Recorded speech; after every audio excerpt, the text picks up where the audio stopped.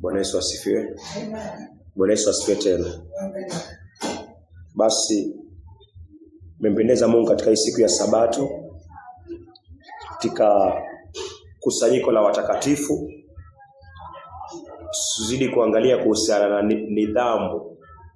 nidhamu katika kanisa la Mungu, ambao ni nidhamu ama ni discipline katika kusanyiko la watakatifu, kwa sababu Mungu hakai na watu ambao hawana nidhamu.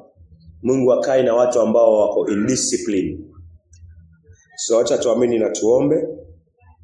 Mungu wa Abrahamu, Mungu wa Isaka, Mungu wa Yakobo, sifa na utukufu ni zako Bwana. Mungu, asante kwa neema na rehema ya kipekee uliotupatia siku ya Sabato, katika hili somo, katika hili kusanyiko lako la watakatifu Bwana. Naomba Bwana wale walio mbali, Abraham Mabanda na mkewe Frida Bwana, na hata kusanyiko lingine lote ambalo liko pale Tanzania Bwana, Mbeya, naomba neema na rehema zako zipate kuwa nao Bwana. Wacha wakajifunze pia kuhusiana na nidhamu kutoka kwako Bwana. Wacha sisi ambao pia tuko hapa tukajifunze nidhamu kutoka kwako Bwana. Wacha pia wale ambao wako mitandaoni Bwana, ambao hatuko nao kimwili lakini kiroho Bwana tuko nao Bwana. Wendo ambabu pia Bwana kuwa naye. Na hata Bwana tunaomba kuhusiana na Wekesa, tunaomba Bwana kuhusiana na Juma, naomba yeye mtakatifu wa Israeli kuhusiana na wengine wote ambao hawajafika mahali hapa, lakini tunatarajia Bwana watafika Bwana, Sam, Morris na hata wale wengine wote Bwana. Tunaamini Bwana wako njiani, na wale ambao hawajafika Bwana, saidia Bwana waweze kukutana na mafundisho yako katika mitandao Bwana. Mungu tunaomba nenda ukaondoe kila chachu ndani yetu, utakapozidi kutuonyesha kuhusiana na nidhamu yako Bwana. Nenda ukatuonyeshe sehemu zote ambazo Bwana tumekuwa na upungufu wa nidhamu, ili Bwana turudi katika kipimo chako kupitia toba na kupitia kugeuka kutoka kwa kile kiovu Bwana, kubadilisha mioyo yetu na hata akili zetu Bwana. Mungu nenda ukatuoshe na ukatutakase, ili tupate kushiriki utakatifu wako katika disiplini yako ambao ni neno lako mtakatifu wa Israeli Bwana. Mungu asante kwa kila uliotuwekea katika mipangilio ya nyumba yako Bwana. Hata wale Bwana wamekuwa msaada Bwana katika matoleo yao Bwana, tunaomba uwaregeshe mara 770 Bwana, katika kipimo kilioshindiliwa Bwana, kiliojaziliwa juu mtakatifu wa Israeli. Asante kwa ukuu wako Bwana. Na ni kwa jina lake Yesu Kristo aliye Bwana na mkombozi wetu, mwana wa Mungu, tumeomba na tukiamini. Amen. So tutasoma waraka wa pili wa Yohana. Waraka wa pili wa Yohana. Waraka wa pili wa Yohana ni 2 John.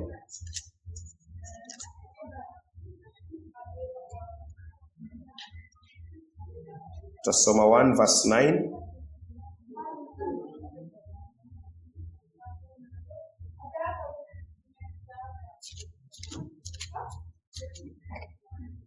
Waraka wa pili wa Yohana 1 mstari wake ukiwa ni wa 9.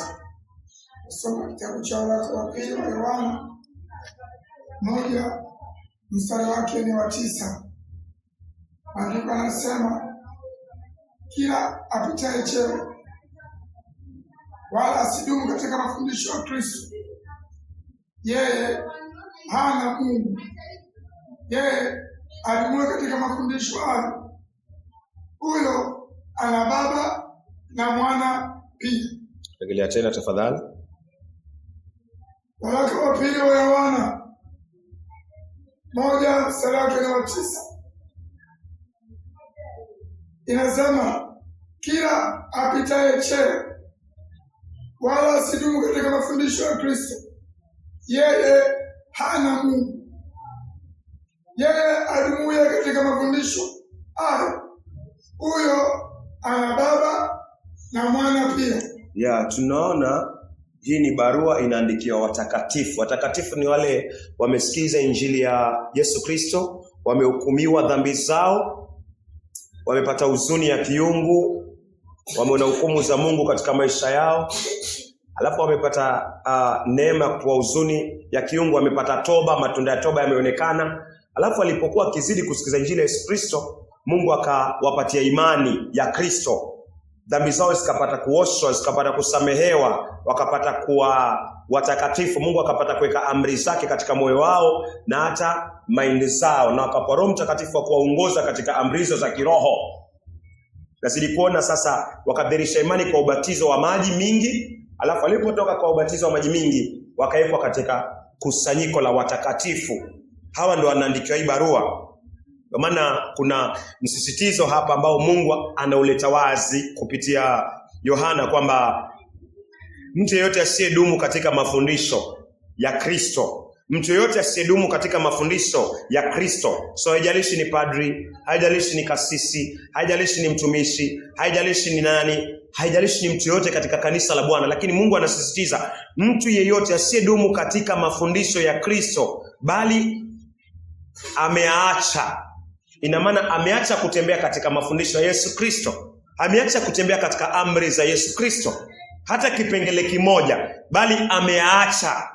Mungu anasema yeye hana Mungu,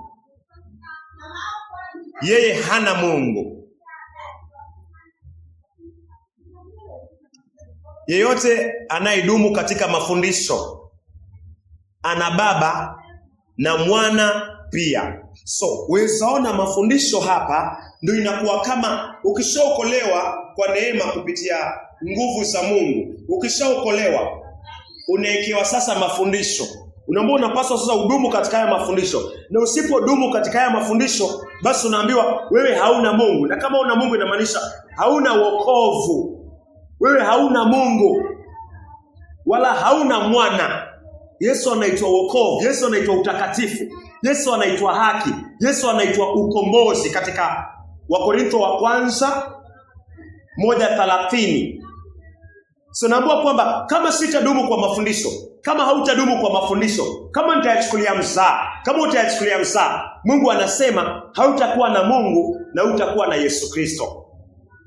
So naweza kuona mtu ambaye ameokoka na anatazamia kuingia katika glorification, kutukuka, kuingia katika utukufu wa Bwana, ni lazima kwa uwezo wa Mungu adumu katika mafundisho. Asipodumu katika mafundisho atakuwa anajidanganya. Nisipodumu katika mafundisho nitakuwa najidanganya. Ndio maana kanisa la kweli la Mungu lafaa liwe kwa uwezo wa Mungu limeviviwa na mafundisho ya Yesu Kristo. Na kila aliyokoka anafaa awe anakumbatia mafundisho, kwa sababu mafundisho ndio inakuwa key, mafundisho ndio inakuwa pila, mafundisho ndio inakuwa nguzo yako na yangu ya kuingia katika utukufu wa Bwana. Mafundisho. So mtu yote ambaye anasusia, mtu yote ambaye yuko na wepesi kwa mafundisho, huwa wazi kabisa huyu mtu yuko na wepesi kwa kumwacha Mungu na kumwacha Kristo na kuacha wokovu wake wa kwanza, pendo lake la kwanza ambalo amepewa na Mungu kupitia neema free.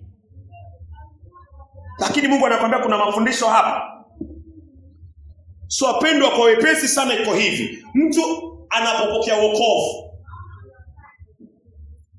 kwa uwezo wa Mungu, anapopata Roho Mtakatifu kwa uwezo wa Mungu, anapodhihirisha imani kwa ubatizo kwa uwezo wa Mungu, anapotoka kwa maji, kazi yote ya wokovu wa kwanza imekamilika. Sawa sawa. So hii kazi ikiwa imekamilika, sasa mbele yake kuna mafundisho ya Kristo. Mbele yake kuna mafundisho ya Kristo. Asipodumu kwa haya mafundisho, anaambiwa hata kile ambacho alikipokea huko awali kinakuwa kitu ambacho kimesaulika. So wezaona mtu akiokoka, mimi nilipookoka, ulipookoka, mbele yako uliwekewa mafundisho. Upite kwa hayo mafundisho. Kama utapita katika hayo mafundisho, Mungu anasema hautakuwa na Mungu na hutakuwa na Yesu Kristo. Acha regele tena tukisonga Wakorintho. Waraka wa pili wa Yohana 1:9. Kila apitao cheo ni mafundisho, wala asidumu katika mafundisho ya Kristo. Wala asidumu katika mafundisho ya Kristo. Yeye hana Mungu. Yeye hana Mungu. Yeye anayedumu katika mafundisho. Yeye anayedumu katika mafundisho hayo, huyo ana baba na mwana pia. Huyo ana baba na ana mwana pia. Acha nisome Biblia ya Kimombo. Nidhamu ni mojawapo ya discipline. Biblia ya Kimombo inasema hivi, 2 John 1:9. Whosoever transgresseth and abideth not in the doctrine of Christ. Hiyo jina doctrine of Christ. Doctrine inamaanisha discipline. Doctrine inamaanisha reproof. Mtu yote ambaye hataki kurekebishwa, mtu yote ambaye hataki kuonywa, mtu yote ambaye haenendi katika doctrine, katika mafundisho, katika discipline. Discipline ni mojawapo ya nidhamu. Ni lugha moja inamaanisha nidhamu. Ukiangalia tafsiri yake, doctrine of Christ inamaanisha nidhamu ya Yesu Kristo. Inamaanisha discipline. Discipline ya Yesu Kristo. Inamaanisha pia mafundisho ya Yesu Kristo. Uweza rejelea tena sasa kwa lugha ya Kiswahili. Waraka wa pili wa Yohana 1:9. Kila yeye apitaye cheo wala asidumu katika mafundisho ya Kristo, yeye hana Mungu. Yeye adumuye katika mafundisho hayo, huyo ana baba na mwana pia. Tasoma hii yangu, asante. Mtu yeyote asiyedumu katika mafundisho ya Kristo. Una mali tuwasongea, tukue makini hapa. Mtu yeyote asiyedumu katika mafundisho ya Kristo bali akayaacha, yeye hana Mungu. Maandiko yakisema hana Mungu inamaanisha pia hana Kristo, kwa sababu ukiwa na Kristo uko na Mungu, na ukiwa na Mungu uko na Kristo. So inamaanisha mtu ambaye hana mafundisho ya Kristo, huyo hana Mungu na pia hana Kristo. So kama hana Kristo kwa sababu hajadumu kwa mafundisho, inamaanisha nini? Kutokuwa na Mungu, kutokuwa na Kristo inamaanisha nini? Nisipodumu kwa mafundisho ya Kristo naambiwa sina Kristo. Basi inamaanisha nini kwa kutokuwa na Yesu Kristo? Inamaanisha nini kwa kutokuwa na Yesu Kristo? Acha tusome Wakorintho wa kwanza 1:30. Wakorintho wa kwanza 1:30. Bali kwa yeye ninyi mmepata kuwa katika Kristo Yesu. Bali kwa yeye sisi tumepata kuwa katika Kristo Yesu, aliyefanywa kwetu. Kristo amefanywa kwetu hekima itokayo kwa Mungu. Kristo ni hekima itokayo kwa Mungu. Mpaka hapo, Kristo ni hekima itokayo kwa Mungu. So kama sidumu kwa mafundisho ya Yesu Kristo, kama sidumu kwa nidhamu ya Yesu Kristo, kama sidumu katika discipline ya Yesu Kristo, naambiwa sitakuwa na Yesu. Ina maana sitakuwa na hekima ya Mungu, na hautakuwa na hekima ya Mungu kama udumu katika mafundisho ya Yesu Kristo. Hauna Mungu, hauna Kristo. Kutokuwa na Kristo ni kupoteza hekima ya Mungu. So mtu ambaye hadumu kwa mafundisho ya Yesu Kristo baada ya wokovu, mtu ambaye haendelei katika mafundisho ya Yesu Kristo baada ya wokovu, katika discipline, katika nidhamu, inamaanisha hatakuwa na Kristo, na kwa hivyo kama hana Kristo atapoteza hekima ya Mungu. Na haki. Yesu Kristo ni haki. Yesu Kristo ni haki. Ina maana mtu asiyedumu katika mafundisho ya Kristo, mtu asiyedumu katika discipline ya Kristo na nidhamu ya Yesu Kristo, huyo mtu atapoteza haki. Hatakuwa na Kristo, hatakuwa na Mungu. Na kutokuwa na Yesu Kristo inamaanisha hautakuwa na haki. Hautaendelea tena kusema mimi ni yule mwenye haki, mimi ni yule mwenye haki. Mungu anasema hautakuwa na haki, sitakuwa na haki kama sitaendelea kudumu katika mafundisho ya Yesu Kristo. Kwa nini hatakuwa na haki? Na mtakatifu. Ngoja kidogo hapo kwa haki. Kwa nini hatakuwa na haki? Haki yake itasaulika. Wewe angalia Ezekieli, lakini hapo usifunge. Samahani, usifunge. Nitasoma tu Ezekieli. Wewe baki hapo tafadhali. Sawa, kama unaweza kusoma ni sawa. Ezekieli 18 mstari wa 24. Ya Ezekieli 18 mstari wake ni wa 24. bali mwenye haki atakapogairi. Bali mwenye haki atakapogairi. Kugairi ni kugeuka kutoka kwa ile haki, kubadilisha mawazo, kutubia ile haki ambayo Mungu alikuwa amekupatia kupitia Kristo Yesu. Bali mwenye haki atakapogairi, endelea, na kuiacha haki yake. Ezekieli 18:24.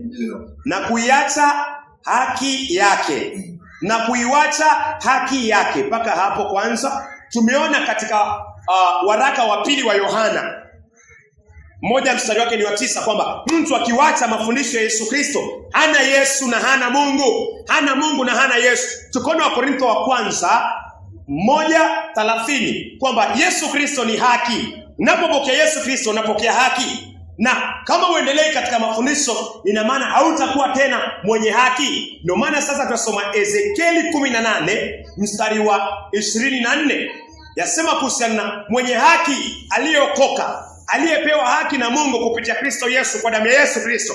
Huyo mwenye haki akiwacha mafundisho ya Yesu Kristo, akiwacha discipline, nidhamu ya Yesu Kristo, akiwacha haki ya Yesu Kristo kwa kuenenda katika njia za Yesu Kristo, inaelezaje? Ezekieli 18:24. Ezekieli 18:24. Bali mwenye haki atakapoghairi, na kuiacha haki yake, na kuiwacha haki yake, na kutenda uovu, na kufanya machukizo yote, kama yale afanyavyo mtu muovu. Je, Mungu anauliza swali, je, huyu mtu ataishi? Matendo yake yote ya haki aliyotenda ni matendo gani? Yale matendo ambao kwa uwezo wa Mungu aliweka ndani ya moyo wake akapata kumwamini Kristo. Hayo matendo yakaandikwa katika vitabu vya matendo. Hayo matendo, hata siku yake ya kuokoka, hata tarehe yake ya kuokoka inasema kuhusiana na nini? Itakumbukwa.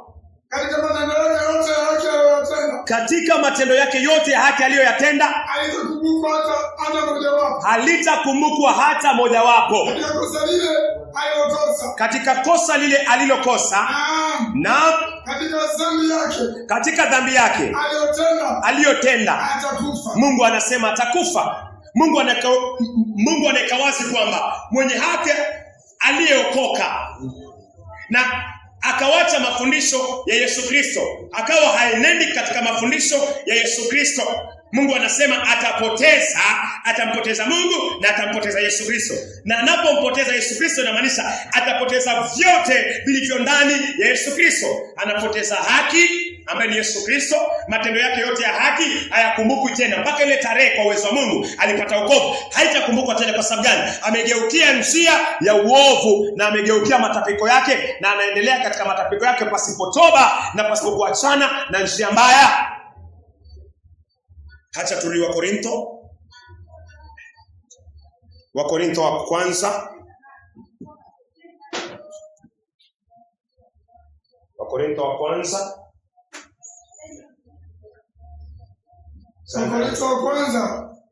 1:30.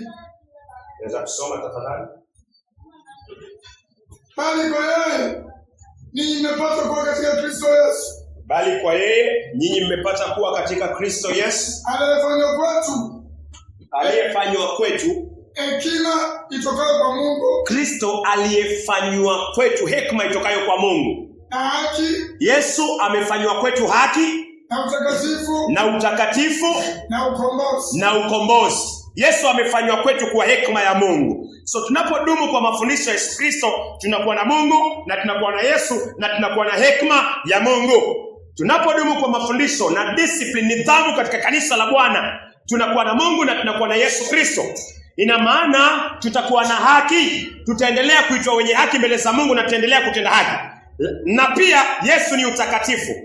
Tukiwa tunadumu katika mafundisho na nidhamu, discipline ya kanisa, discipline ya Yesu Kristo, basi inamaanisha pia tutakuwa na utakatifu. Tutakuwa na utakatifu kwa sababu Yesu ni utakatifu. So tukidumu kwa mafundisho tuko na Mungu na tuko na Yesu Kristo. Lakini kama tudumu katika mafundisho ambayo ni discipline, nidhamu katika kanisani, basi tunapoteza Yesu, tunapoteza Mungu, tunapoteza vile ambavyo viko ndani ya Yesu, tunapoteza utakatifu. Hatuitwi tena watakatifu, tunarudi kuitwa watu ambao waliokataliwa. tunaitwa reprobates. Reprobates. Kuna wenye dhambi, nilikuwa mwenye dhambi, ulikuwa mwenye dhambi, ukaoshwa, ukatakaswa, ukafanyika mtakatifu. Sasa unafaa uenende katika utakatifu, uenende katika haki mpaka mwisho. Hauitwi mwenye dhambi, ushakuwa mtakatifu. Lakini kama utadumu kwa mafundisho, basi inamaanisha utafutiliwa mbali, utaitwa mtu ambaye anaitwa a reprobate. Yaani mtu aliokolewa na akaacha mafundisho ya Bwana, akaishi katika mwili, akafutwa katika kitabu cha uzima, utakuwa reprobate. Ezekieli 18:24. Ezekieli 18:24. Atakapogairi na kuiacha haki yake. Bali mwenye haki atakapogairi na kuiacha haki yake na kutenda uovu na kufanya machukizo yote kama yale afanyavyo mtu muovu, je, ataishi? Katika matendo yake yote ya haki aliyotenda halitakumbukwa. Mungu anasema halitakumbukwa hata mojawapo katika kosa lile aliyokosa. Naam. Katika ile dhambi aliyotenda, Mungu anasema atakufa. So, weza kuona venye baada ya wokovu Mungu amekuwekea mafundisho. Na ni lazima kwa uwezo wa Mungu, kwa uwezo wa venye Mungu ameandika, udumu katika mafundisho, na hiyo ndio wokovu. So bila mafundisho hakuna wokovu, hata kama umeokoka. Ukiacha mafundisho inaitwa initial salvation. Umeokolewa mara ya kwanza. Na kuna wokovu inafaa uendelee kudumu katika mafundisho ili uje kunyakuliwa wakati watakatifu watakaponyakuliwa. So kuna wokovu wa kwanza, tutakuja kuangalia zaidi, lakini kwa uwezo wa Mungu mpaka pale tumefikia. Tumeona kuna vitu unapoteza. Unapoteza haki, unapoteza hekima ya Mungu, unapoteza utakatifu, na unapoteza ukombozi, kwa sababu Kristo ni ukombozi. Kristo ni ukombozi. So ina maana nikipoteza, kama sidumu kwa mafundisho, nitapoteza ukombozi. Ukombozi ni ile siku ulikombolewa kutoka kwa dhambi zako. Hiyo utaipoteza. Na ukipoteza hiyo, unakuwa gora moja na shetani. Mimi na wagora moja na shetani. Hawezi okolewa tena. So, naweza angalia kuhusiana na yale ambayo tunayaongea.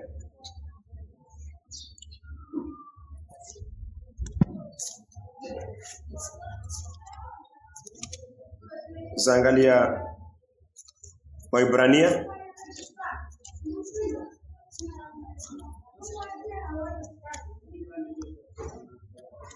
Usichanganyikie kuhusiana tukisema wokovu wa kwanza na wokovu wa mwisho. Angalia Waibrania 9:28. Waibrania 9:28. Waibrania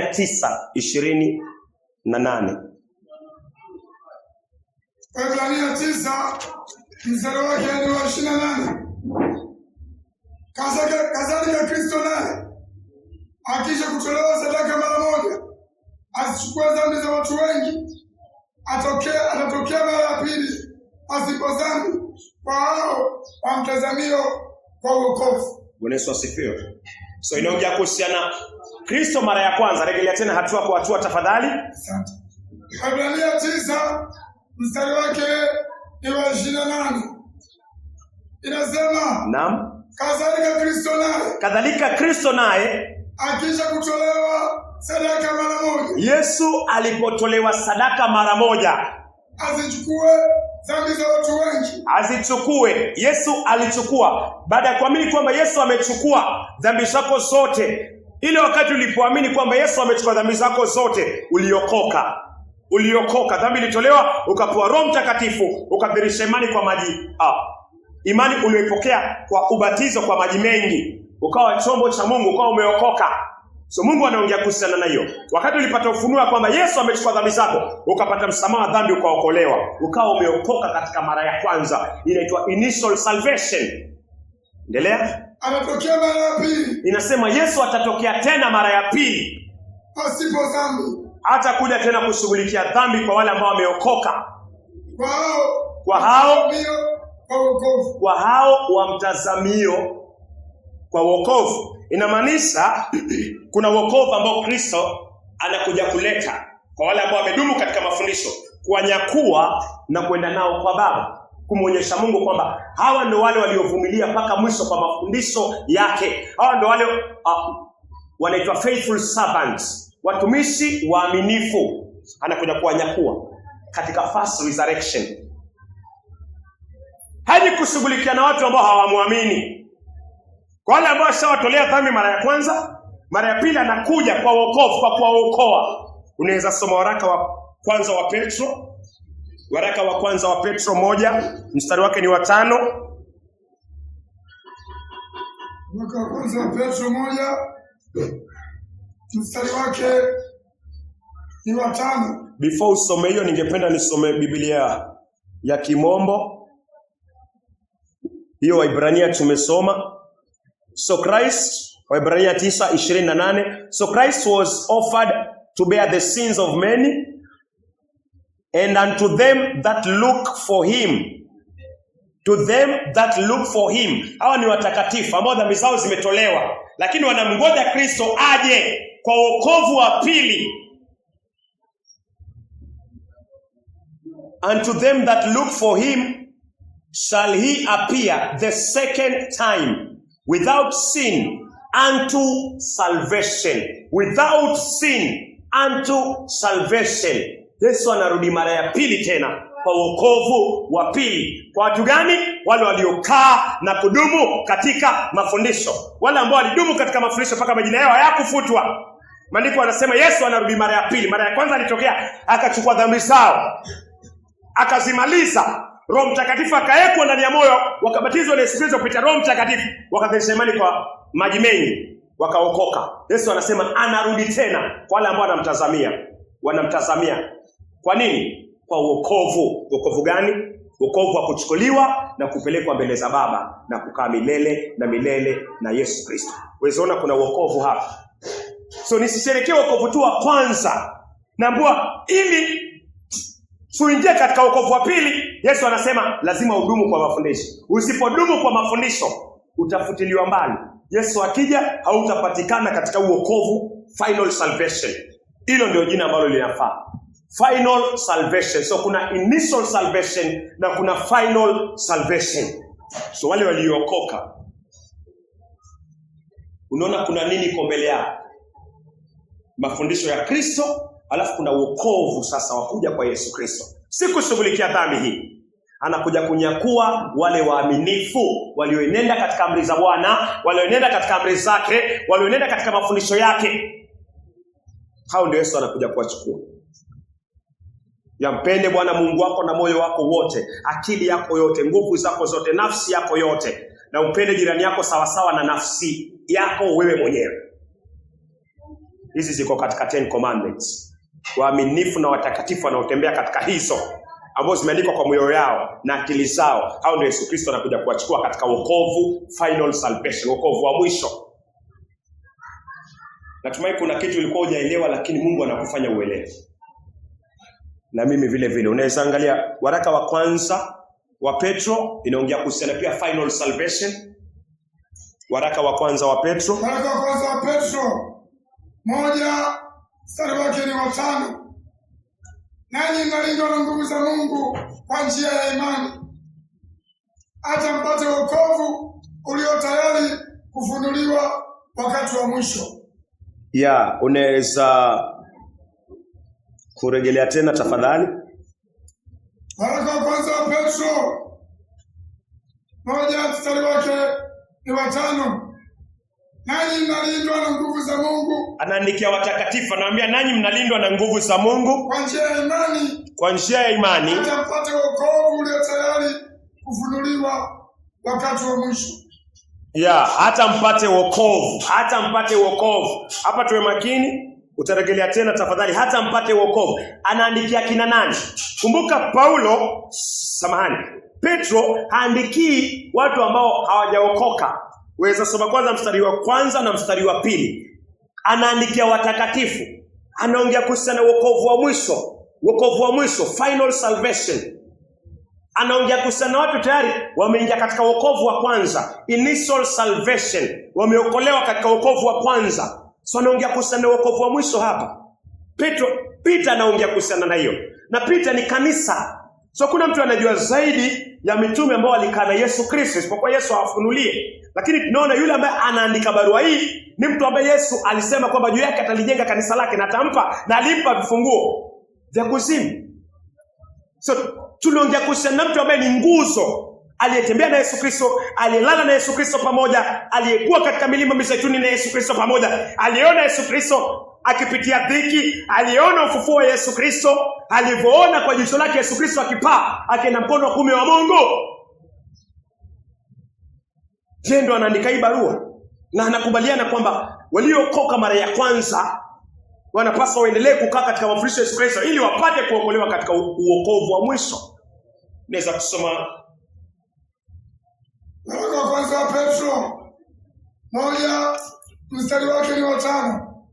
Soma moja kwanza. Asante. Waraka wa kwanza wa Petro 1:1. Petro mtume wa Yesu Kristo, kwa wateule wa utawanyiko wakaao aliye ugeni katika Ponto na Galatia na Kapadokia na Asia na Betania. 2. Kama vile Mungu alivyotangulia kuwajua katika kutakaswa na Roho, hata mkapata kutii na kunyunyiziwa damu ya Yesu Kristo, neema na amani na ziongezwe kwenu. Unaweza kuona jinsi anaongea kuhusiana na watu ambao wamenyunyiziwa damu ya Yesu Kristo, wametakaswa. Yangu inasema hivi, mstari wa pili nasema, ni nyinyi ambao mliochaguliwa tangu mwanzo wa Mungu Baba Mwenyezi, kulingana na alivyotangulia kuwajua, kupitia kwa kazi ya utakaso wa Roho wa Mungu katika utiifu kwa Yesu Kristo na kunyunyuziwa damu yake. So tunaona hawa ni wale ambao waliochaguliwa. Nyinyi ni nyinyi ambao mliochaguliwa. So anaongea kuhusiana na watakatifu waliochaguliwa. Watu tayari wamenyunyiziwa damu ya Yesu Kristo kwa imani ndani ya mioyo yao. Watu ambao dhambi zao zimeoshwa. Watu ambao wamesafishwa, wametakaswa. Yesu anaongea, Petro anaongea kuhusiana na watakatifu waliokoka. So anawaambiaje mstari wa 5? Turegelee tena mstari wa 5 tafadhali. Petro waraka wa kwanza Petro 1 mstari wa 5. Nanyi mnalindwa na nguvu za Mungu kwa njia ya imani, hata mpate wokovu ulio tayari kufunuliwa wakati wa mwisho. Hata mpate wokovu ulio tayari kufunuliwa wakati wa mwisho. So wakati wa mwisho kuna wokovu ambao utafunuliwa. Yesu unafunuliwa wakati Bwana Yesu Kristo anafanya nini? Anakuja kuchukua wateule ambao ni watakatifu waliodumu katika mafundisho. Nitasoma hii yangu, asante msomaji. Yangu inasema, nanyi mnalindwa na nguvu za Mungu kupitia kwa imani hadi utakapokuja ule wokovu ulio tayari kufunuliwa nyakati za mwisho. Hadi utakapokuja ule wokovu. Inamaanisha kuna wokovu kwa watakatifu bado wanangoja uje. Ndio tumeona katika Ibrania 9 mstari wa 28 kwamba Kristo atatokea mara ya pili pasipo dhambi, bali kwa wale wanaomtazamia kwa wokovu anawajia. So wezaona si sehemu moja Mungu anaongea kuhusiana na hilo, bali anasisitiza hadi utakapokuja ule wokovu ulio tayari kufunuliwa katika nyakati za mwisho. Hii ndio inaitwa final salvation, wakati watu watakatifu wameokoka, wamedumu kwa mafundisho mpaka mwisho. So Yesu Kristo akija kunyakua kanisa, wao wananyakuliwa. wakinyakuliwa kama malumbuko matakatifu, wanapelekwa kwa Baba for 1000 years. Hawa tayari kwa uwezo wa Mungu hawatapatikana katika ziwa la moto. Hawa tayari majina yao yatapatikana katika kitabu cha uzima cha mwana kondoo, watapatikana. Hao ndio Kristo anakuja kuwachukua, na hiyo ndio wokovu wa mwisho. Amina. Na inategemea nini? Mtu yoyote ambaye hadumu kwa mafundisho baada ya wokovu, hudumu katika mafundisho. Yesu anasema hauna Yesu, inamaanisha hauna wokovu, hauna utakatifu, hauna haki. Alafu anasema hana Mungu. So inamaanisha katika wokovu wa mwisho hautakuwa mshirika. So inasisitiza tunapaswa tuendelee sasa kuziweka kazi za Yesu Kristo. Tunapaswa tuendelee kuenenda katika doctrine, yani mafundisho na nidhamu ambayo Yesu Kristo ametuachia. So Mkristo ambaye hana nidhamu hataingia mbinguni. Mkristo ambaye hana nidhamu, Mkristo ambaye yuko indiscipline kwa neno la Mungu, harekebishiki, huyo hataingia mbinguni. Iwe mimi, iwe ni wewe, ama iwe mwingine yoyote yule. So unaweza ona pia himizo, waweza angalau Waebrania 3 mstari wake ni wa 6. Waebrania 3 mstari wake ni wa 6. Inasema, bali Kristo kama mwana juu ya nyumba ya Mungu, ambaye nyumba yake ni sisi, kama tukishikamana sana na ujasiri wetu na fahari ya faraja letu mpaka mwisho. Rejelea tena.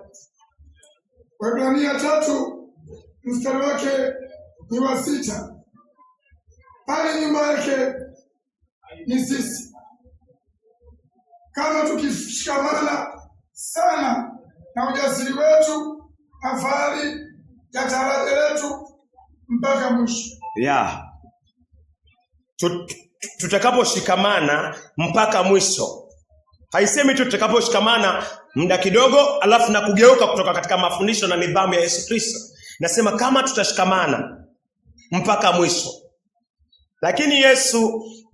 Lakini Kristo ni mwaminifu kama mwana katika nyumba ya Mungu. Sisi ndio nyumba yake. Watakatifu waliokoka wanaitwa hekalu la Mungu.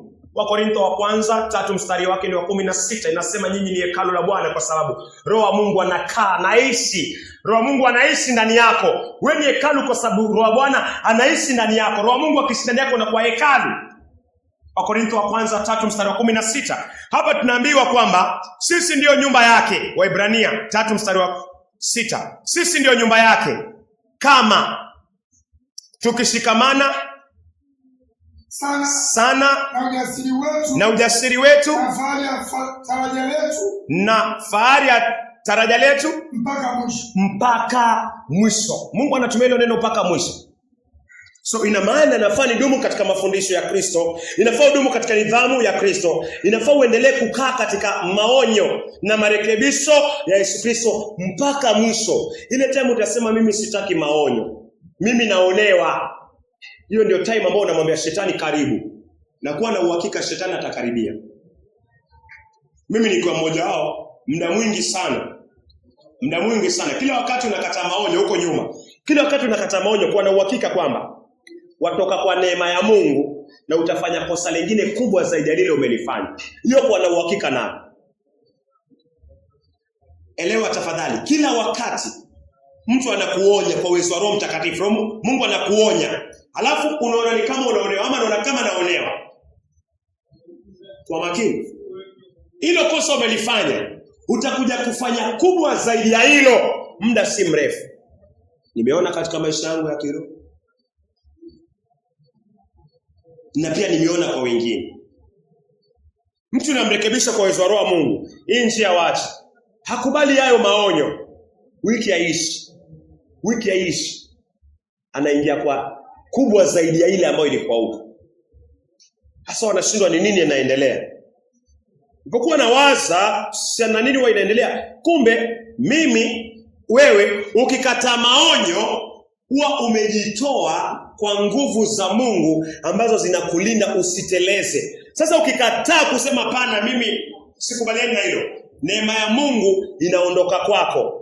Ndio maana muda si mrefu waingia kwa kosa lingine, kwa sababu ile neema ilikuwa ikuzuie, umeikataa. Then waanguka kwa kosa lingine. Hii imekuwa hivi. Chunguza sana. Huenda kosa dogo, sisemi hapa kuna hivyo, lakini nasema iko, lakini natoa mfano. Mfano, kazi yangu ni kufagia. Hakuna mtu anayepewa kazi ya kufagia hapa. Mfano tu, mimi nimepewa kazi ya kufagia. Alafu nisifagie. Niambia, mpendwa, hapa ni pachafu.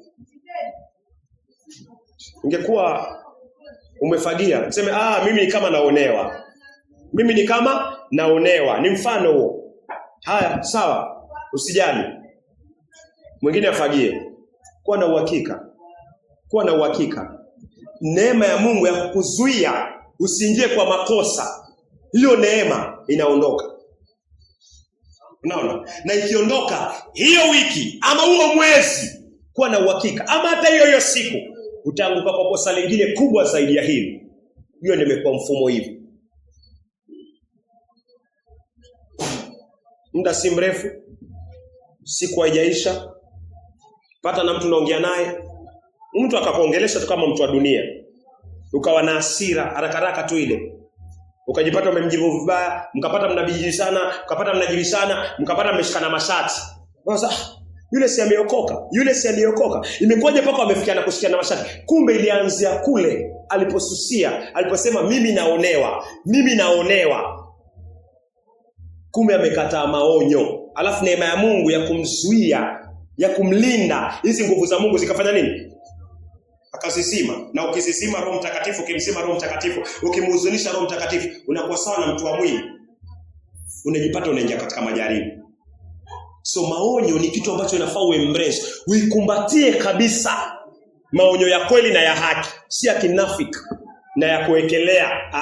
Maonyo ya kweli na ya haki yapokee. Lakini kama ni ya kinafiki, ya kuekelewa, yasikize, alafu omba Mungu, yaeke kando. Lakini kama ni ya kweli, shuka na urekebishike. Nami nisuke na nirekebishike. Manake kuna vingi utapoteza.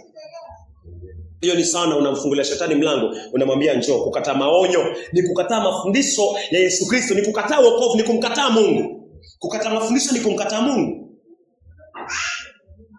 Na mafundisho ni discipline. Kanisa la Mungu, mwili wa Mungu. Watoto wanafaa watii wazazi, wa kiroho na wa kimwili, wa serikali. Hayo ni mafundisho pia ya Yesu Kristo. Inafaa uwe na upendo mpaka na adui yako, hayo ni mafundisho ya Yesu Kristo.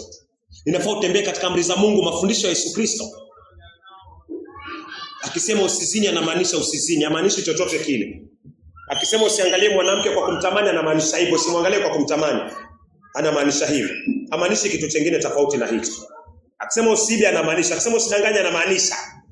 Niseme huu ni uongo kidogo, usidanganye anamaanisha hivyo. Hiyo ndio discipline na nidhamu ya Yesu Kristo.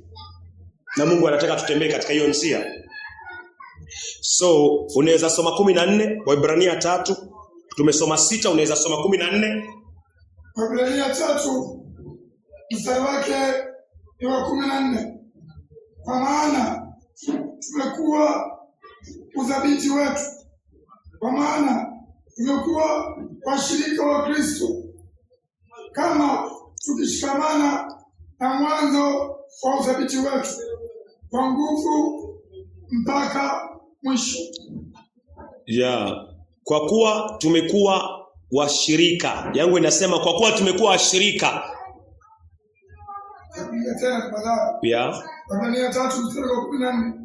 Inasema kwa maana tumekuwa washirika wa Kristo, kama tukishikamana na mwanzo wa udhabiti wetu kwa nguvu mpaka mwisho. Inasema sisi ni washirika wa Yesu Kristo. Lakini kuna condition hapo, inasema kama tukishikamana. Inamaanisha tusiposhikamana mpaka mwisho hatutakuwa washirika wa Yesu Kristo. Hivyo ndio Mungu anamaanisha. Anamaanisha nafaa nishikamane, yafaa ushikamane waliookoka na imani ya Yesu Kristo mpaka mwisho. Usiposhikamana nayo mpaka mwisho, ukayaacha mafundisho ya Yesu Kristo, ukawacha reproof na correction, nikaziwacha za Yesu Kristo, Mungu anasema hautakuwa mshirika wa Yesu Kristo. Hautakuwa mshirika wa Yesu Kristo. Mungu anamaanisha kile ambacho ameandika. Sasa nisifikirie Mungu anafanana na mimi ama Mungu ni kama mimi. Usifikirie Mungu ni kama wewe, venye unaweza deal na Mungu, venye unaweza deal na wewe. Hivi ndio watu wengi wanafikiria. Unaona kanisa la Bwana, unaona watumishi wa Bwana, unaona neno la Bwana, unaona tu ni kama hawa ni kama tu mimi. Namchukulia Mungu kama mwanadamu. Neno lake nalichukulia kama mimi. Ondoa hilo wazo. Mungu si kama wewe. Mungu si kama mimi. Mungu akiandika hapa anamaanisha kila anachokisema. So nisimtreat Mungu kama mimi na usimtreat Mungu kama venye unavyojitreat wewe. Mungu ni tofauti. Akisema amesema na anamaanisha. Akisema kama hudumu katika mafundisho ya Yesu Kristo, unampoteza yeye na unapoteza vyote, anamaanisha hivyo. Na anasema lazima hudumu katika mafundisho ya Yesu Kristo na nidhamu ya Yesu Kristo, na hudumu katika utakatifu na haki na amri za Mungu mpaka mwisho. Hivyo ndio Mungu anasema. Naam, hatutaenda mbele za Mungu tumwambie Mungu tuliokoka tarehe fulani siku fulani. Yes, Mungu atasema amina. Lakini baada ya hapo nini ilikuwa inafuata? Nini ilikuwa inafuata? Mlidumu katika mafundisho. Mungu sikudumu, nilikuwa na hivi nilikuwa hivi. Basi Mungu anasema, maandiko yanasema nini kwa wale ambao hawadumu katika mafundisho? Mungu anasema si washirika wa Yesu Kristo. Mimi na wewe tunakuwa jana, tunakuwa katika ziwa la moto milele. Na Biblia ndio inatuweka hapo hapo. Mwenye haki akiacha haki yake huwa anafanywa nini? Mungu anasema hakuna hata haki yake moja aliyoitenda ndani ya Kristo Yesu inakumbuka. So hutabaki na haki yoyote. Hutamlaumu Mungu. Utajilaumu wewe kwa nini? Nitajilaumu mimi kwa nini Yesu aliniandikia nidumu katika mafundisho na mbona sikudumu katika mafundisho? Utajilaumu wewe na utaingia jehanamu. Utaenda kwa ziwa la moto ukiwa umeridhika kwa moyo kwamba kweli kuna mahali sikuendelea katika mafundisho ya Yesu Kristo na nastahili hii ambayo Mungu ananipatia, na Mungu ni mwenye haki. Waweza soma Ufunuo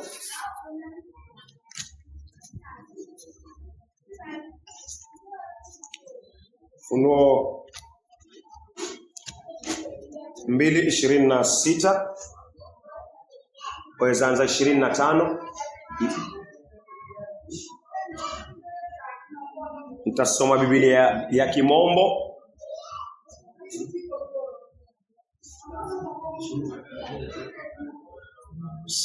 Sawa, mwingine pia anaweza kusoma Ufunuo 2:25 na 26. Nitawasoma kwa uwezo wa Bwana.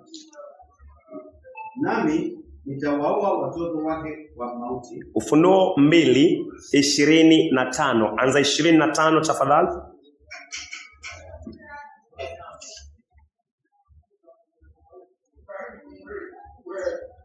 Ila mlicho nacho ishikeni sana hata nitakapokuja. Rejelea tena. Ila mlicho nacho ishikeni sana hata nitakapokuja. Yesu anasema kile ambacho tayari umepokea. Anaongea kuhusiana na watakatifu ambao tayari wamepokea wokovu, tayari wameoshwa. Anaongea kuhusiana na kanisa la watakatifu. Kile ambacho umeshika, kile ambacho nimeshika, ambao ni wokovu wa kwanza, na ambao nikishikilie sana kwa kudumu katika mafundisho. Kudumu katika mafundisho ambao tumeangalia hapo awali. Wale wanaodumu katika mafundisho hao ndio wako na Mungu na ndio wako na Kristo, kwa waraka wa pili wa Yohana 2:9. Wale ambao wanadumu kwa mafundisho, wale ambao wanadumu kwa mafundisho ya Yesu Kristo, nidhamu ya Yesu Kristo, hao ndio wako na Mungu na wako na Yesu Kristo. So kitu gani ambao nafaa nishikilie? Nishikilie amri za Yesu Kristo, amri za Mungu, mafundisho na discipline ya Yesu Kristo. Hiyo ndio Mungu anakuambia ushikilie. 25. Hiyo ndio ushikilie. Mstari wa 26. Na yeye ashindaye na kuyatunza matendo yangu hata mwisho. Yeye ashindaye na kuyatunza matendo yangu mpaka mwisho. Nitampa mamlaka juu ya mataifa. Nitampa mamlaka juu ya mataifa. Unaweza rejelea tena tafadhali? Na yeye ashindaye na kutunza matendo yangu hata mwisho. Na kutunza. Yesu anasema kutunza matendo yake mpaka mwisho.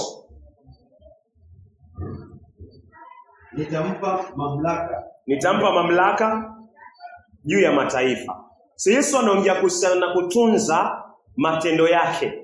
Mtu akiokoka huwa anapewa matendo ya Yesu Kristo ndani yake.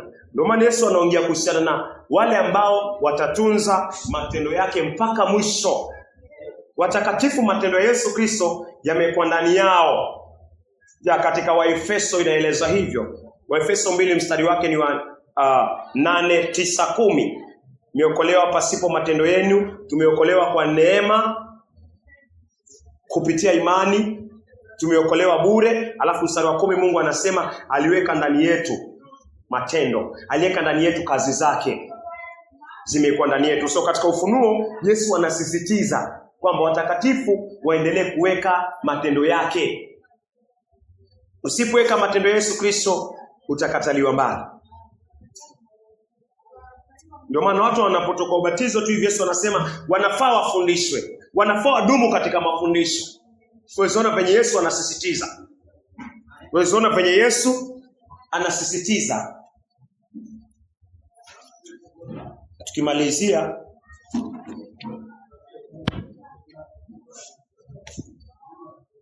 unaweza angalia Mathayo 28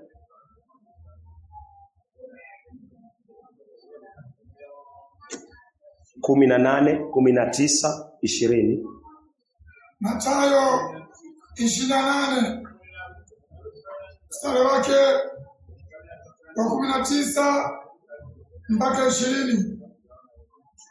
Basi enendeni mkawafanye mataifa yote kuwa wanafunzi, mkiwabatiza kwa jina la Baba na Mwana na Roho Mtakatifu, na kuwafundisha kuyashika yote niliyowaamuru ninyi. Na tazama, mimi nipo pamoja nanyi siku zote hata ukamilifu wa dahari. Yesu anasema baada ya kuamini wanafaa wabatizwe kwa jina la Baba, la Mwana na la Roho Mtakatifu, kwa jina lake Yesu Kristo. Baada ya hapo, baada ya wabatizwe kwa jina la Baba, la Mwana na la Roho Mtakatifu, na kuwafundisha kuyashika yote niliyowaamuru nyinyi. Na tazama mimi niko pamoja nanyi siku zote. Mimi niko pamoja nanyi siku zote hata ukamilifu wa dahari. Hata ukamilifu wa dahari. Yesu anasema nifundishwe. Yesu anasema ufundishwe. Tumeona umuhimu wa mafundisho. Mtu yote asiyedumu katika mafundisho ya Mungu, mafundisho ya Kristo, huyo hana Mungu. Kwa maana Yesu anasema ukishadhihirisha imani kwa ubatizo, baada ya kupokea msamaha wa dhambi, baada ya kupokea toba, baada ya kubatizwa na Roho Mtakatifu, ukishatoka kwa maji hii, Yesu anakuambia mbele yako kuna mafundisho na kuna wokovu wa mwisho. So ni upitie hii tunnel, ili pango la mafundisho. Upitie hilo pango la mafundisho mpaka mwisho kuna nuru ya wokovu. Unaweza ifananisha hivi. Unaweza ifananisha uko jela. Unaweza fananisha uko jela. Sawa? Jela ambao milango imefungwa. Jela milango imefungwa. Uko jela, lakini mlango umefungwa. Hauwezi kutoka. Alafu huu mlango wa jela uko na pango kubwa. Sawa? Uko ndani ya jela, huo mlango umefungwa, alafu mbele ya mlango kuna pango kubwa. Alafu mbele ya hili pango kuna nuru, mahali pa kutokea. Lakini unaweza ona mtu ambaye hajaokoka yuko katika kifungo, yuko katika hii jela ya dhambi, yuko katika hii wezaita jehanamu ya kiroho, yuko katika hii seli ya dhambi, ya utumwa wa dhambi. Mtu hajaokoka. So mbele yake kuna nini? Kuna geti iliyofungwa, kuzima imefungwa mbele yake, na mbele yake pia kuna tunnel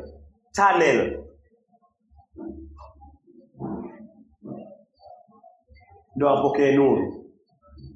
Mtu aliyeokoka ni amefunguliwa katika hii gereza, lango la jela limefunguliwa kwake, sawa sawa.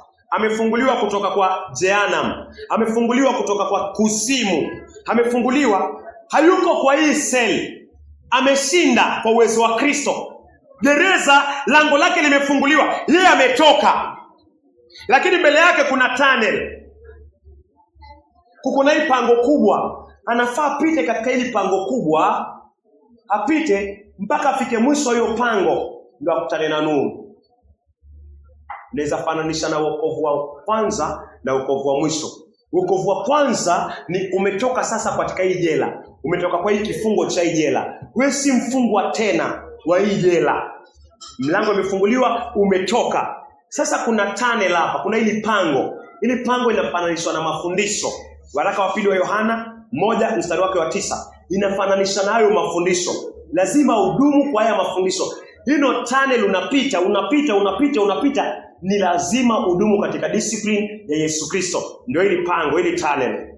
Utakapodumu mpaka mwisho, utakutana na ule wokovu wa mwisho ambao Mungu ameuzungumzia. Mwisho wa tunnel, mwisho wa hili pango ndio kuna nuru. Huu ndio wokovu wa mwisho wa 1 Peter. Tumesoma 1:5. Tukasoma pia Waebrania 9 mstari wa 28.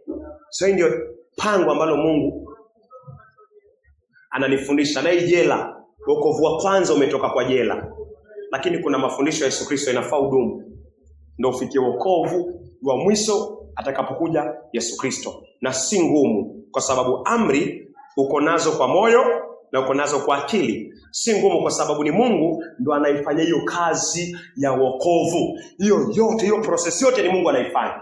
Licha kwa uko na uwezo wa kumzima Mungu asifanye, alafu ujichagulie njia yako na mawazo yako, hapo ndo ufutiliwe mbali kwa kuondoka katika mafundisho ya Yesu Kristo. So, huu mfumo tuwe katika moyo wako. Umeokoka, umefunguliwa kwa gereza, lakini kuna pango kubwa. Nafaa utembee katika mafundisho ya Yesu Kristo ndio ukutane na ule wokovu wa mwisho.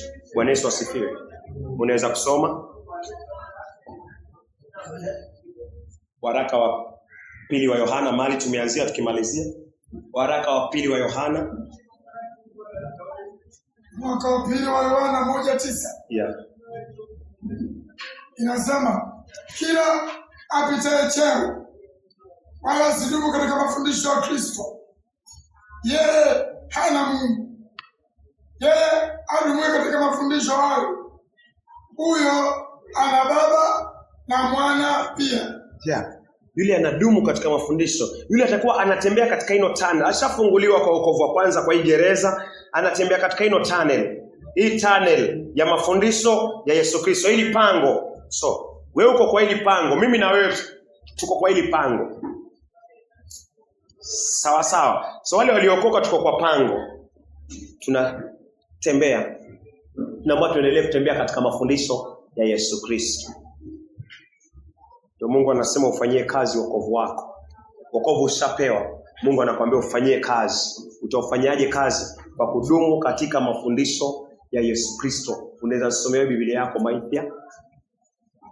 Philippians, wa Filipi 3, unaweza soma hiyo yako pia Petro, wa Filipi 3:12. Tutamalizia na hiyo wa Filipi 3:12. Wa Filipi 3 mstari wake ni wa 12. Si kwamba nimekwisha fika. Samahani, wa Filipi 2. Wa Filipi 2:12. Si 3, samahani. Wafilipi 2:12. Wafilipi 2:12. Basi wapendwa wangu, kama vile mlivyotii siku zote, si wakati mimi nikiwepo tu, bali sasa zaidi sana mimi nisipokuwepo. Utimizeni wokovu wenu. Utimizeni wokovu wenu. Utimizeni wokovu wenu wenyewe kwa kuogopa na kutetemeka. Asante, unaweza kusoma yako Maithia? Basi wapendwa wangu, kama vile nilivyotii siku zote, si wakati mimi nilipokuwapo tu, bali sasa zaidi sana mimi nisipokuwapo, utimize wokovu wenu. Utimizeni wokovu wenu wenyewe kwa kuogopa na kutetemeka. Naona inasema hivyo. Ya Kimombo inasema hivi: Therefore, my beloved, as you have always obeyed, not as in my presence only, but now much more in my absence. Inasema work out your own salvation. Utendeeni ama ufanyieni kazi wokovu wenu wenyewe. Work out your own salvation. On inamaanisha ni wako wewe. Mungu amekupatia, lakini anakuambia work it out. Mungu amekupatia, anakuambia ufanyie kazi. Ufanyie kazi. Kufanya kazi ni kudumu katika mafundisho ya Yesu Kristo. Work out your own salvation. So mtu akiwa na katika indiscipline, contrary katika discipline ya Yesu Kristo, mtu ambaye hana uhusiano na mafundisho marekebisho ya Yesu Kristo, mtu haufanyii kazi wokovu wake. Wokovu ni wake, na muda si mrefu akiendelea hivyo pasipotoba, Mungu anasema ataupoteza. Hata kuwa katika wokovu wa mwisho, anasema work out your own salvation. On ni wako wewe mwenyewe uliopewa na Mungu bure kupitia kazi ya Yesu Kristo. Work out your own salvation with fear and trembling. Fear ni hofu ya Mungu. Hofu ambao nikifanya hiki naweza kukataliwa mbali. Hii hofu si hofu ya kutokuogopa tu vitisho pengine ama upanga wa adui. Hii hofu ni kutetemeka na kujua wazi kwamba nikienenda katika njia ambayo haimpendezi Mungu, Mungu atanikatilia mbali. Hii hofu inazungumziwa hapa. Ni hofu ya waraka wa kwanza wa Petro 1:15, 16, 17. Hii hofu inazungumziwa hapa ni Waibrania 6. Unaweza kusoma tafadhali. Hii hofu inayozungumziwa hapa, work out your salvation with fear and trembling, hofu na kutetemeka. Hii hofu inayozungumziwa hapa. Okay. Waebrania 10:26. Waebrania 10:26. Waebrania 10:26. Inasema maana kama tukifanya dhambi kusudi baada ya kupokea ujuzi wa ile kweli haitabaki tena dhabihu kwa ajili ya hiyo dhambi. Hii ndio hofu Mungu anaizungumzia. Najua Yesu nimeokolewa nikitenda dhambi maksudi, hakuna dhabihu itabaki. Kwa hiyo inamaanisha hiyo dhambi mshahara wake ni mauti, itakupeleka katika ziwa la moto. Mstari wa 27 tafadhali. Bali kuna kuitazamia hukumu yenye kutisha. Kuna kuitazamia hukumu yenye kutisha. Na ukali wa moto ulio tayari kuwala wao wapingao.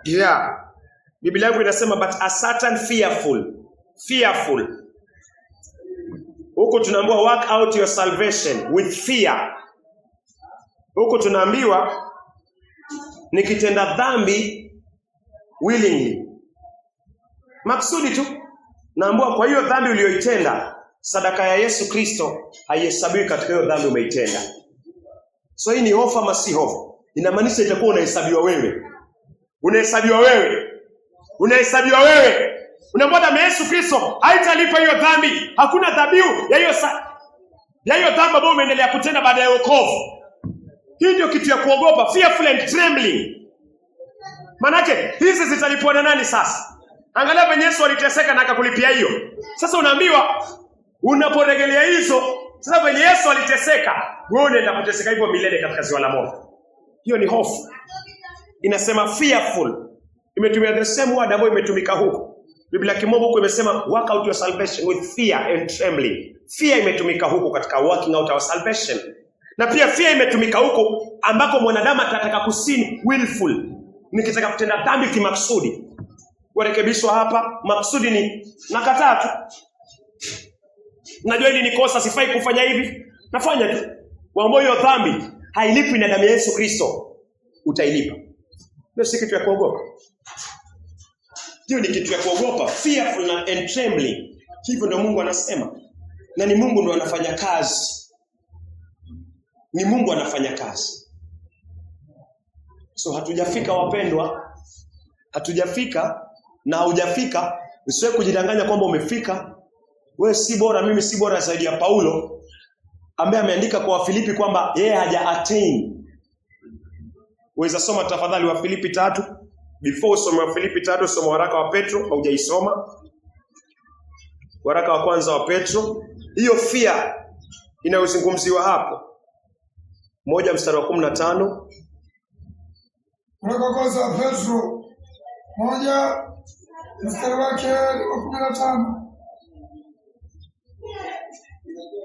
Inasema, bali kama yeye aliyewaita alivyo mtakatifu, ninyi nanyi ndiyo takatifu katika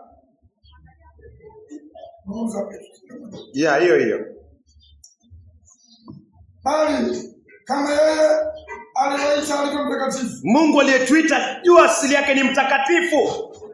Ninyi nanyi iweni watakatifu. Nyinyi nanyi pia tunaambiwa iweni watakatifu katika mwenendo wenu wote. Katika mwenendo. Hii ndio kufanyia kazi wokovu wetu. Katika mwenendo. Si kusema kwamba nimefanyika mtakatifu kwa moyo na kwa kinywa, lakini kwa mwenendo hauenendi katika utakatifu. Kwa mwenendo, discipline ya Kristo Yesu. Mafundisho ya Yesu Kristo ni kwamba uwe mtakatifu mpaka kwa mwenendo wako. Mpaka kwa kile kitu unachokifanya. Mstari wa 16.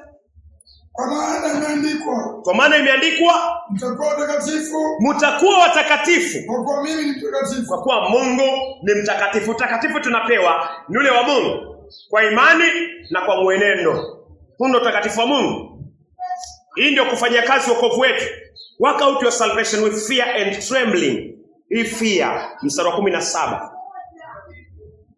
Na ikiwa mnamwita Baba, yeye ahukumuye kila mtu pasipo upendeleo. Yeye anahukumu. Mungu anahukumu kila mmoja pasipo upendeleo. Kwa kadiri ya kazi yake. Kwa kadiri ya kazi yake. Enendeni kwa hofu katika wakati wenu wote wa kukaa hapa kama wageni. Enendeni kwa kadiri ya kazi. Na ikiwa mnamwita Mungu Baba, yeye ahukumuye kila mtu. Yeye anayehukumu kila mtu pasipo upendeleo. Kwa kadiri ya kazi yake. Kwa kadiri ya kazi yake. Enendeni kwa hofu. Mpaka hapo, enendeni kwa hofu. Endelea. Inamaanisha tunafaa tutembee katika hofu katika wokovu ule Mungu amekupatia. Enendeni kwa hofu katika wakati wenu wote. Katika wakati wenu wote. Kwa hili pango napaswa tuenende katika mafundisho ya Kristo, napaswa tuenende katika hofu kwa wakati wetu wote. Na kukaa hapa kama wageni. Nitasoma Biblia za Kimombo kwa haraka sana nikishikanisha hizi mbili. Nitasoma Philippians 2 chapter 12. Philippians chapter 2 verse 12. Alafu tutasoma 17, 1 Peter 1:17. Anasema hivi, therefore my beloved, as you have always obeyed, not as in my presence only, but now much more in my absence. Work out your own salvation with fear. Hiyo neno with fear and trembling. With fear and trembling. 17 inasema 1 Peter 1:17. And if you call on the Lord, who without respect of persons judgeth according to every man's work. Judges according to every man's work. Kile unatenda ndio utahukumiwa kulingana na hicho ambacho umetenda. Nje ya Kristo, ndani ya Kristo. Pass the time of your sojourning here. Muda ambao unaishi hapa kama aliyokoka, anasafiri kuelekea katika wokovu wa mwisho. Tunaambiwa sojourning here in fear. Hili neno limeregelewa tena, in fear. Ukiwa na hofu ya Mungu, ukijuazi hakuna dhabihu tena katika njia mbaya ambayo utaifanya, then utakuwa na hofu ya kutenda uovu, kwa sababu hiyo uovu utatenda haina dhabihu. Ndio nasema work out your salvation with fear. Na ni nani anafanya hii kazi yote? Ni Mungu. Mungu akikupatia Roho Mtakatifu, Roho Mtakatifu anafanya hiyo kazi yote, hiyo process yote ni Mungu anaifanya. Haimaanishi, elewa kitu kimoja, haimaanishi naokoka alafu naendelea kufanyia kazi zangu za kimwili na rejelea tena kufanya matendo yangu. Hii process yote ya wokovu ni Mungu anafanya ndani yako kupitia Roho Mtakatifu. Hiyo Filipi 3:12. Hatukupanga kuisoma lakini nimeona Mungu anaileta tu, acha tuisome. Filipi 3 mstari wake ni wa 12. Inasema si kwamba nimekwisha kufika. Paulo anasema si kwamba yeye amefika. Paulo anasema yeye hajafika, si kwamba yeye amefika. So nisifikirie ndani ya moyo hata siku moja kwamba mimi nimefika. Wokovu ni wa kwanza, umefunguliwa katika lango la seli ya dhambi ya jehanamu. Bado kuna pango, tembea katika mafundisho ya Yesu Kristo ufikie wokovu wa mwisho. Si kama yeye kusema amefika, anasema yeye hajafika. Au nimekwisha kuwa mkamilifu. Au amekwisha kuwa mkamilifu. La. Bali nakaza mwendo. Anasema anafanya nini? Anakaza mwendo. Paulo anasema yeye anakaza mwendo ili nipate kulishika lile ambalo kwa ajili yake nimeshikwa na Kristo Yesu. Ili apate kulishika lile ambalo limeshikwa na Kristo Yesu. Hata Paulo anasema hivi. Si eti kwamba yeye amefika. So mimi na yeye hatujafika, ni wokovu wa kwanza kwa uwezo wa Mungu. So tunafaa tu persevere, tuenjoy katika discipline na mafundisho ya Yesu Kristo mpaka atakapokuja Bwana wetu ambaye ni Yesu Kristo. Na hii process yote usichanganyikiwe ukafikiria okay nimeokolewa bila matendo, sasa kwa matendo yangu. Ukiokoka unakuwa matendo ya Yesu Kristo. Wa Filipi 2 tukimalizia 13 anza 12 na 13. Filipi 2:12 mpaka 13. Basi wapendwa wangu, kama vile mlivyotii siku zote, si wakati mimi nikiwepo tu, bali zaidi sana mimi nisipokuwepo. Utimizeni, utendeni kazi, work out your salvation. Endelea. Utimizeni wokovu wenu wenyewe kwa kuogopa na kutetemeka. Kuogopa kutenda dhambi na kutetemeka mbele za neno la Bwana anapokuonya. Nafaa moyo wako unatetemeka na wangu vile vile. 13. Kwa maana ndiye Mungu atendaye kazi ndani yenu. Ndiye Mungu atendaye kazi. So hiyo kazi ya kutembea katika mafundisho ya Kristo, ya kuenenda katika kazi za Yesu Kristo, inasema ni Mungu ndio anatenda kazi. Kutaka kwenu na kutenda kwenu kulitimiza kusudi lake jema. Unaweza kuona mstari wa 12 tunaambiwa tufanyie kazi wokovu wetu. Alafu mstari wa 13 tunaambiwa ni Mungu anaifanya hiyo kazi ndani yako. So usichanganyikiwe kwamba shetani huwa ni mjanja, huwa anajaribu kutoa kwamba umeokolewa kwa neema na inafaa ukaitoa hivyo hivyo. Hakuna kazi yoyote, kwa sababu anachukua neno huku alafu analileta huku. Lakini elewa kitu kimoja, unapookoka bila matendo kupitia tendo la Yesu Kristo amekufanyia, hiyo ni wokovu wa kwanza. So unaambiwa sasa udumu katika mafundisho ya Yesu Kristo ili ufike final salvation. So kuna kazi hapa lazima iendelee kufanyika. Na hii kazi ni Mungu mwenyewe anaifanya. Na uko na uwezo wa kumwambia Mungu usiifanye, umzime Mungu, alafu fuate mawazo yako, uzini, uibe, ugeuke kufanya uchafu, ugeuke kulala na wanaume wengine, ama ugeuke kulala na wanawake ambao hujaoana nao. Seti haukuokoka, uliokoka katika wokovu wa kwanza, lakini haudumu katika mafundisho ya Yesu Kristo. Naona? So kazi iko, na ndani ya moyo wako ujue ni Mungu anaifanya hiyo kazi, na wewe niwe obedient. Mimi niwe mtiifu kwa roho wa Mungu na mafundisho ya Mungu.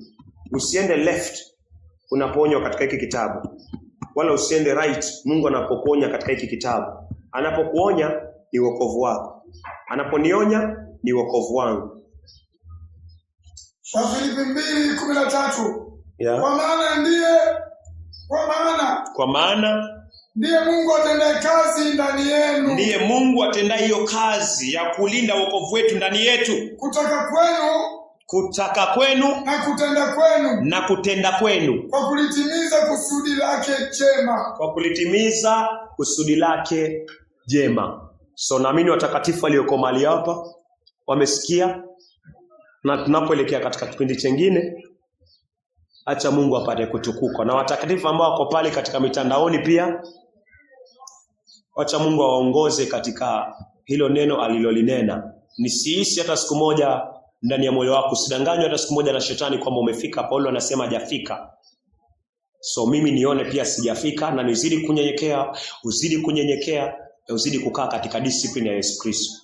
Mungu wa Abrahamu, wa Isaka na Yakobo, asante kwa neno lako mtakatifu wa Israeli. Asante kwa sababu umetufundisha kuwa katika discipline, na ukatuonyesha kwamba tukipoteza nidhamu, tukiwa indiscipline, tukitoka katika mafundisho ya Yesu Kristo, Bwana, umetuonyesha tutakuwa na Mungu na tutakuwa na Yesu Kristo. Na ukatuonyesha Yesu ni utakatifu, Yesu ni haki, Yesu ni hekima iliyotoka kwa Mungu, na Yesu ni ukombozi. So tutakapokaa kando na mafundisho ya Yesu Kristo, tutapoteza Yesu na Mungu, na tutapoteza hayo yote. Bwana Mungu, asante. Unataka nidhamu katika kanisa lako.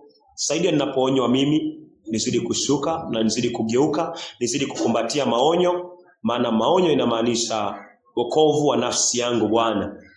Na hata pia wapendwa walio mahali hapo, watakatifu walio mahali hapo, wanapoonywa Bwana, wasaidie wakumbatie maonyo, kwa sababu maonyo ni msingi wa wokovu wao wa mwisho Bwana. Mungu jitukuze Bwana kwa kila utakayemuonya mitandaoni na hata hapa, na kwa jina lake Yesu Kristo tumeomba tukishukuru. Amen.